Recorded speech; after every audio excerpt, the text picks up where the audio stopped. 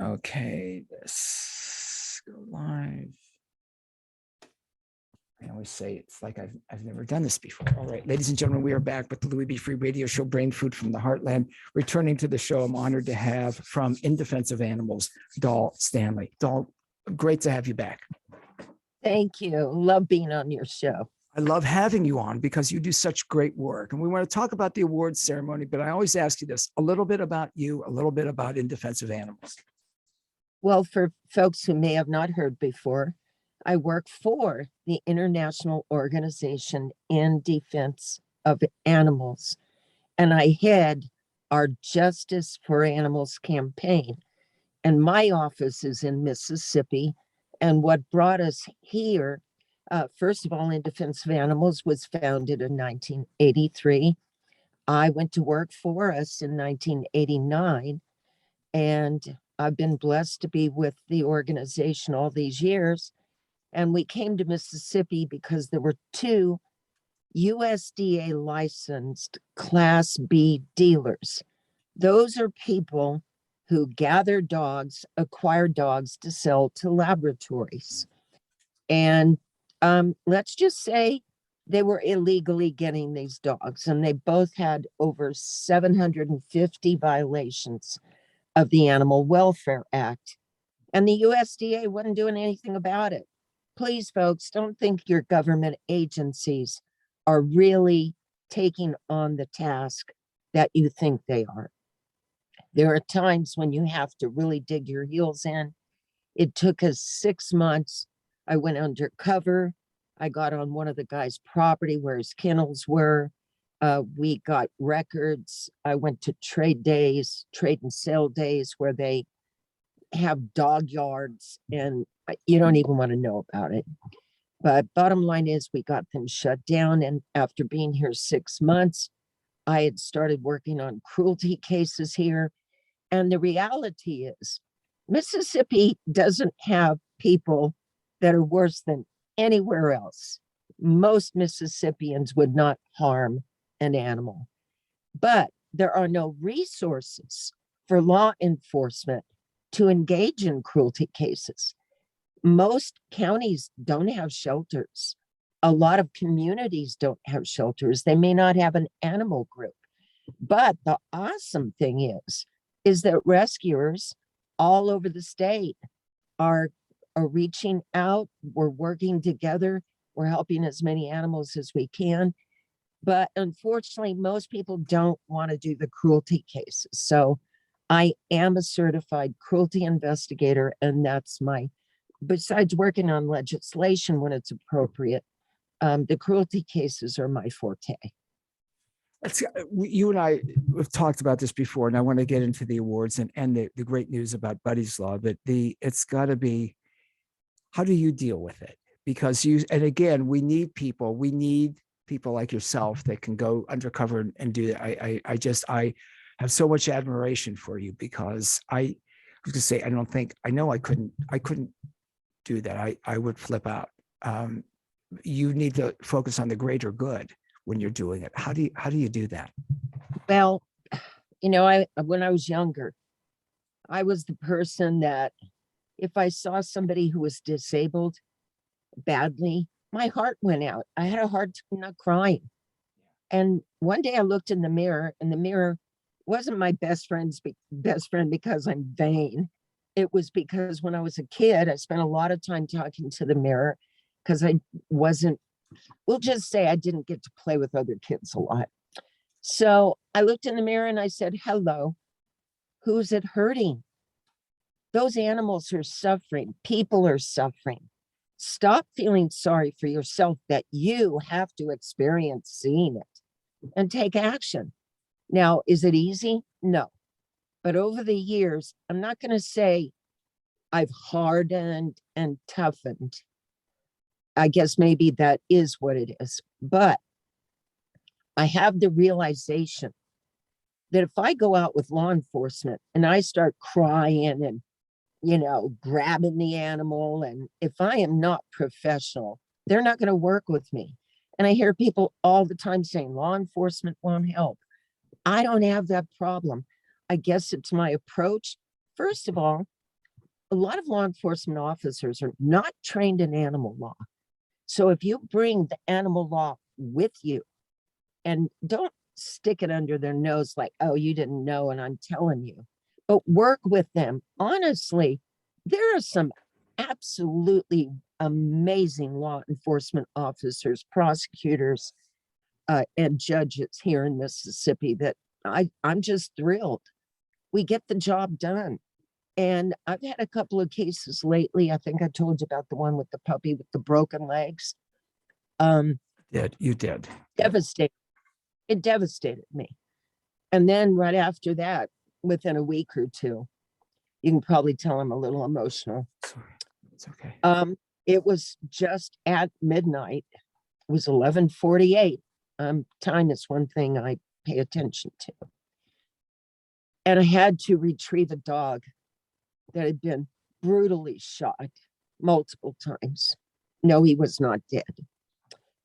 And his suffering was immense. It's probably one of the few times when I really wanted to go and confront the person.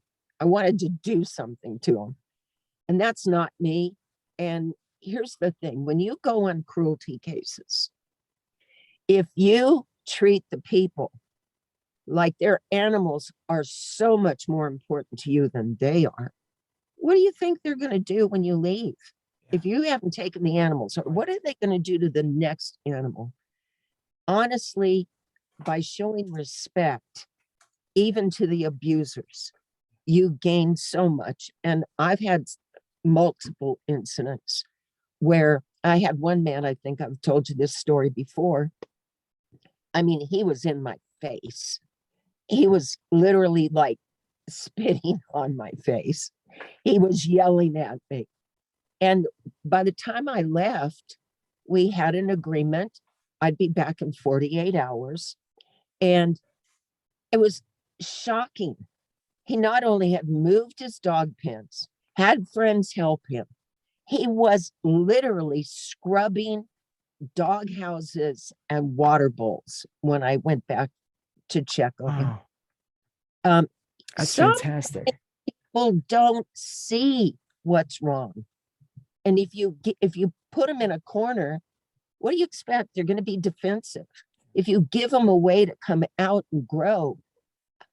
I had one young woman, she and her husband both got $1,000 fine each and a tongue lashing from one of my favorite judges.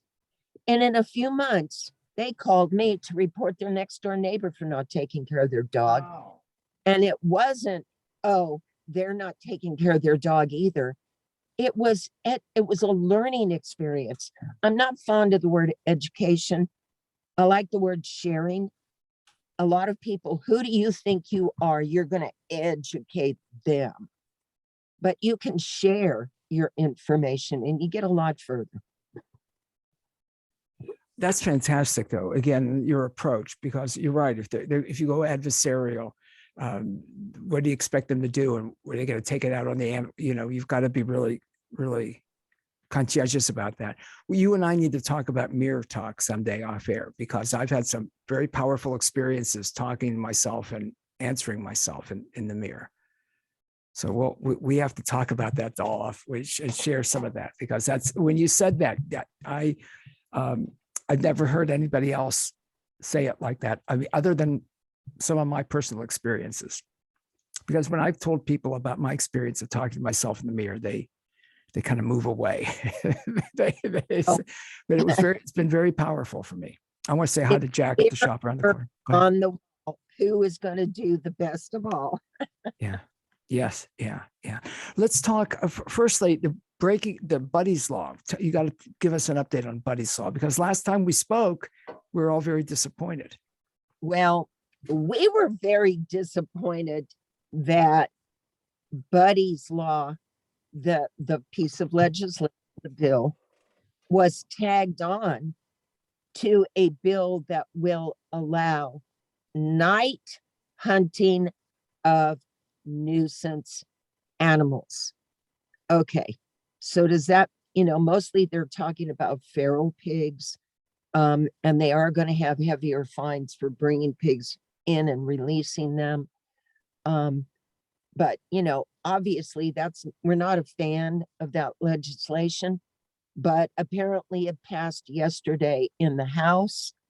And while we were handing out awards and having our wonderful ceremony, Senator Hill announced that Buddy's Law had passed in the House. We really don't have much trouble with the Senate here. We have a lot of trouble with the House. But we all started clapping and shouting, even the senators. That's fantastic. I mean, that's tremendous. And then the awards ceremony. Tell us a little bit about that, Doll. Well, we have a law in Mississippi. Unfortunately, it's specifically for dogs and cats, and it actually says, because those are the animals that are our companions and we're fond of them. I'm fond of all animals. But the beauty of that law, back in 2011, we opposed the passage of the dog and cat bill for the simple fact that it would restrict prosecutors from prosecuting more than one count, more than one charge. And in the past, I've charged one guy with 683 counts of animal cruelty. Wow. So, you know, you've got a puppy mill, maybe you've got 100 animals. I have charged one person with 167 counts of cruelty at a puppy mill. And now I'm going to charge him with one count. That's laughable. It's a joke. It's like saying a speeding ticket is 5 cents. So we were not happy, but we did use the law to its best. And at least it made a second offense a felony for egregious animal cruelty, aggravated cruelty. But Senator Hill took it on a couple of years ago. And even though COVID was full blast and our legislature took a long season because of it, we were shocked that even without a whole lot of fanfare, the dog and cat bill was upgraded. Now it is a count for each animal that suffers in a cruelty case. We still have the misdemeanor section, and we have the felony section for aggravated cruelty. So we wanted to award our senators who sponsored and co-sponsored this bill. And because of COVID, it kept getting put off. And finally, you know, our legislative session is about to end. And I said, hey, we're doing it now because next year it's a joke. We're doing it now. So we were able to get Senator Hill to organize. Wow. And we got there at 12:30. It was 2 before they got out, and I was really sweating bullets. Wow. Anyway, we had the award ceremony. The senators were very pleased, and we got the announcement about Buddy's Law at the same time. And I actually made the senators laugh because I said it much better yesterday when I'm spontaneous. But basically, I said, you know, everybody complains about what you do wrong. When do they come and tell you how wonderful you are because you've done the right thing? I believe in doing. I believe in affirming what they are doing. Good. And they said something like, after all, you do represent us. And you're supposed to do what we tell you to do. And we don't like it when you don't. And they all started laughing. I'll bet. I'll bet. But it's great to have these victories. You know, wonderful to do an award ceremony for them, and wonderful to have this victory with Buddy's Law. Because again, and this backstory, I've got a couple emails, the backstory on it's a horrific case, but on Buddy, if you would. Well, sadly, Buddy is a dog that was horrendously abused. We know the boy was 12 because the big issue was he couldn't be prosecuted. In the state of Mississippi, a youth 12 and under may not be prosecuted for a misdemeanor or a felony. I'm not sure if they make exceptions for murder, but what happened was first the boy tried to choke Buddy with an electric cord. He tried to hang him. And then he torched his face. Buddy had 3rd and 4th degree burns on his face. He was the Tunica Humane Society took him to MSU. They raised the money. He was at MSU until just recently when one of the veterinarians has adopted him. And I'm sure he'll have ongoing issues. But it was so horrendous. And even the sheriff up there, I won't say which county, the sheriff was just dismayed. He was doing everything he could to try and see what could be done about this. And of course, he was getting hammered by people who don't find out what the laws really are and who you're supposed to really push. You know, a lot of times you're calling people. He didn't even want to talk to me after so many people had, and I was offering him someone from the mental health system who wanted to help get the law changed. Well, anyway, of course, Angela Hill, Senator Angela Hill, took this on, got a piece of legislation in. Initially, it passed the Senate without opposition.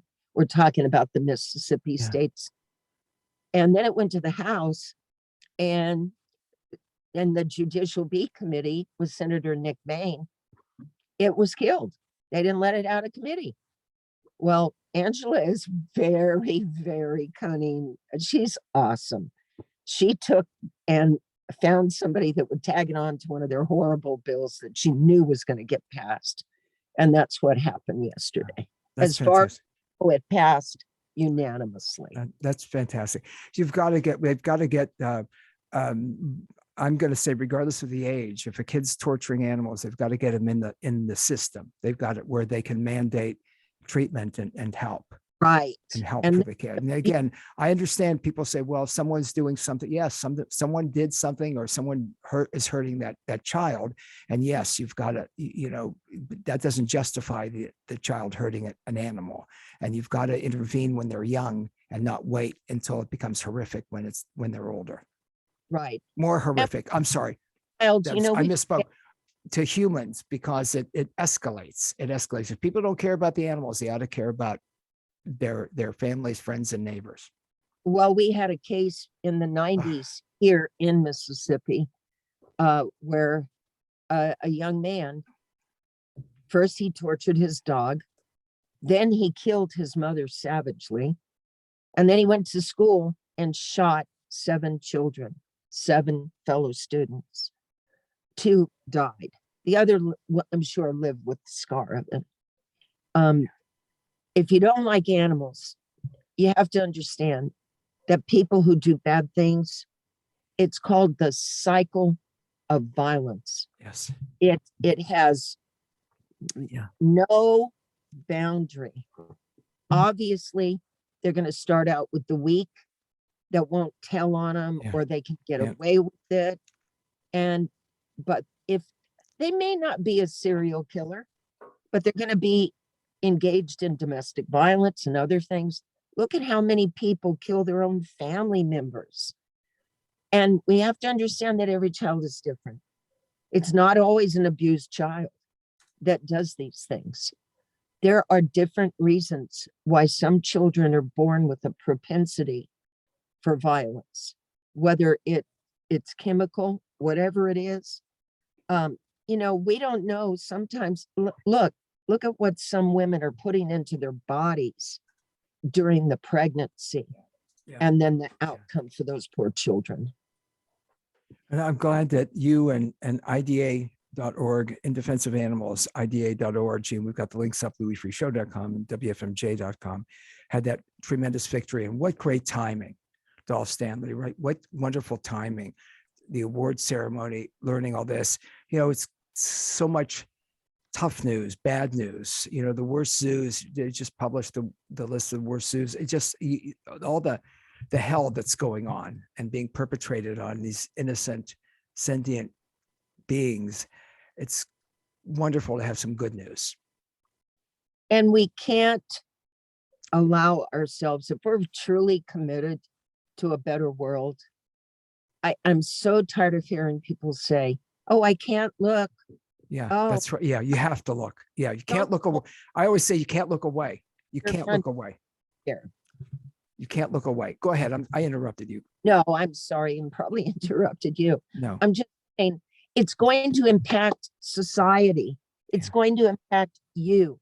And it's sort of, I always tell my friends, I don't care if it's in a club, if it's a church, if it's in a political group, I don't care. Sadly, it's always a handful of people who are the real shakers and bakers. Um, we all have to be involved, That's right. and you have to do everything. But every day of your life, do something to make this world a better place. You know, when I see people walking in the rain, I pull over and ask them if they need a ride, Oof. not an empty seat. How grateful I would be if somebody helped me. Yeah. And a lot of people take, and one poor guy, I stopped on a country road. Oh yeah, a country road, and there's a guy on the road. Oh, dog. Oh, Okay. Sorry. You're freaking me out. Go ahead. he was getting ready to walk about 10 miles.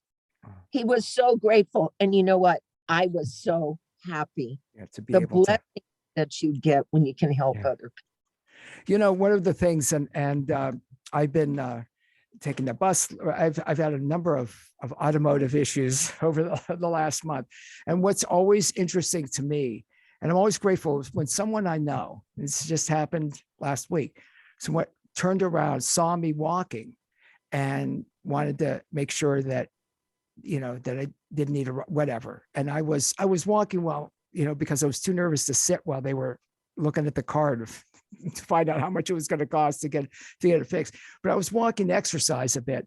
And it's all because when I didn't see them and they come back, I thought that's really, you know, really nice people. Now, I don't expect strangers to stop for a guy that looks like me. I get that. But when people, I'm sorry. I would stop for you. I know you would, doll. You're wonderful. Again, it's In Defense of Animals, IDA.org. Donate if you can. I'm so grateful to know you. I just love you, doll. Thank you so much for being on. Great news today. Let me interject that Marilyn Kroplik, who is our president, is a psychiatrist. And so Buddy's Law was very important to us. That's right. Yeah, Marilyn's wonderful. That's wonderful. Important for everybody. I know when they had Nitro's Law in Ohio and how hard people work to get a pass. And again, when people, there's always the critics out there that say it doesn't go far enough. It's got to start somewhere. It's got to start somewhere. And then you build on it and then you expand on it, but it's got to start somewhere. And if it starts with cats and dogs, for example, because again, you know, I'm a rabbit man. Where are some of my rabbit ears? I've got rabbit ears all over the studio. There's some, I've got rabbit ears all over. You know, it's got to start there, and then it can be expanded to other animals. Again, if it's about dogs, then it can be expanded to cats. Go ahead. I'm a turtle lover. My best brother was a turtle that we had for 36 years. Yeah. Last week, actually, I think when we were talking, I was delivering a turtle. I had to drive. You're amazing. Over 100 miles in both directions to get the turtle to a rescue group. They are awesome. I was so thrilled to meet them. I had gotten a turtle out of the road who had been run over. She wasn't dead. She had a crack. And yes, I knew she was a she. Turtles, the boys' front toenails are twice as long as in the back. You're amazing. I'm honored to know you. Doll Stanley, thank you so much. Be alive every day. Thank you. Thank you so much. Let's do it again soon. Keep me in the loop. Okay. Bye-bye, dear. Bye-bye. I just love her. Doll Stanley, ladies and gentlemen, on Louis B. Free Radio Show, Brain Food from the Heart.